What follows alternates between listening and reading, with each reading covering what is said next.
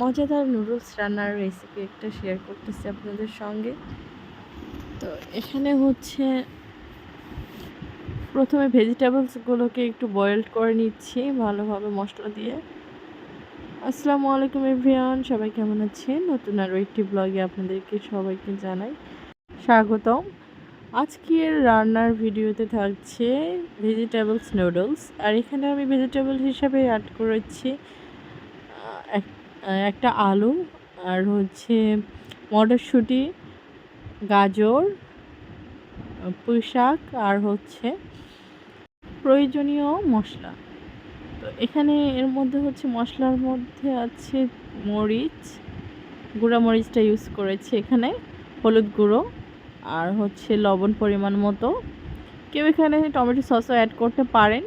তো এই পর্যায়ে আমার এই যে আমি এখানে নুডলস অ্যাড করে দিয়েছি। আমি এই নুডলসটা এভাবে রান্না করতেছি, সিদ্ধ করে নেব ওইটাতেই। ভেজিটেবলসটা সিদ্ধ হওয়ার পরে আর একটু পানি অ্যাড করে তারপরে নুডলসটা দিয়ে দিয়েছি। এর সঙ্গে তো আছে বিভিন্ন সুন্দর হচ্ছে ভেজিটেবলসগুলো। এখানে খুব সুন্দর লাগছিল দেখতে, আর খেতেও বেশ মজাদার হবে এইটি। এভাবে রান্না করলে আপনাদের বেবিরাও খুব অনায়াসে সুন্দরভাবে খেতে পারবে এটি, আর বাড়ির সবাইও এটি পছন্দ করবে। তো এই রেসিপিটা ট্রাই করতে পারেন। ফুল রেসিপি আরও একদিনে আমি আপনাদের সঙ্গে শেয়ার করব। আজকে একটু মানে রান্না শুরু করার পরে রেসিপির ভিডিওটা আমি হচ্ছে আপনাদের সঙ্গে শেয়ার করছি। তো অন্যদিন কী কী উপকরণ আরও সুন্দর করে দিয়েছি সেগুলো আমি আপনাদেরকে ডিটেলসে জানিয়ে দেব। তো এখানে হচ্ছে আমি 4 প্যাকেট নুডলস নিয়েছিলাম, কারণ বাসার সবার জন্য আমি নুডলসটা রান্না করতেছিলাম, আমার বাচ্চাদের জন্য আর হচ্ছে আমার ফ্যামিলি মেম্বারসদের জন্য। আর আমিও ভীষণ নুডলস খেতে পছন্দ করি সেই ছোটোবেলা থেকেই। নুডলস খাওয়ার মেইন আকর্ষণটাই হলো আমার বাবা। উনি আমাকে খুব ভালোবেসে নুডলস রান্না করে দিতেন ছোটোবেলা থেকে।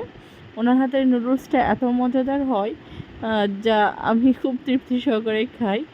আর এখনও সে অনেক সুন্দর করে নুডলস রান্না করতে পারে। তো আমার বাবা সবসময় হচ্ছে আমাকে বিফ নুডলসটা রেডি করে দিত, আর আমি এখন সব ধরনের নুডলসটাই হচ্ছে রান্না করতে পারি। আর আমার কাছে নুডলসটা বিভিন্নভাবে খেতেই ভালো লাগে, কখনো ভেজিটেবল, আবার কখনো হচ্ছে এগ দিয়ে, আর চিকেন, বিফ, এগুলো সবগুলো দিয়ে আমি হচ্ছে নুডলসটাকে ট্রাই করি। তো সব দিক দিয়ে আমার এই নুডলসটা বিভিন্নভাবে রান্না করলেও আমার কাছে বরাবরই খুব পছন্দের। দেখুন নুডলসটা রান্না হতেই অনেকটা সুন্দর একটা লুক এসে গেছে, আর এটা খেতেও বেশ মজাদার হবে।